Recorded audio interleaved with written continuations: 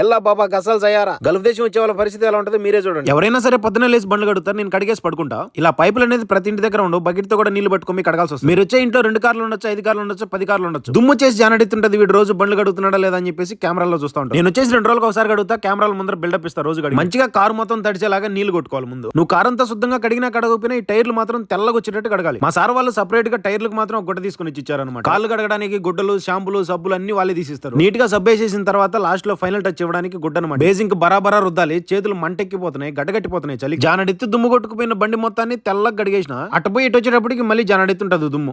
నేను ప్రతిరోజు డ్యూటీ అయిపోయి వచ్చేసరికి 10:30-11 అయిపోతుంది. ఒక హాఫ్ అన్ అవర్ అటు ఇటుగా బండ్లు కడిగేసే పడుకుంటాను అనమాట. ఈ చలికి తెల్లారితోలేసి బండ్లు కడిగామంటే చచ్చిపోతాం అసలు. ఈ చల్లటి వాటర్ లో ఇప్పుడే చూడండి నా చేతులు ఎంత ఎర్రగా పోయినాయో. ఎంత చలికైనా, ఎండబెట్టినా, వానబడినా ఖచ్చితంగా బండ్లు అయితే కడగాల్సిందే. మేము కడమో చేయము అంటే కుదరదు, అన్నిటికీ అడ్జస్ట్ అయిపోవాలి. ఇక్కడ కువైట్ లోనే కాదు, ఈ గల్ఫ్ లో పనిచేసే ప్రతి ఒక్క డ్రైవర్ పరిస్థితి ఇలా. వీడియోలంతా కామెంట్ చేసి please like and subscribe. Bye.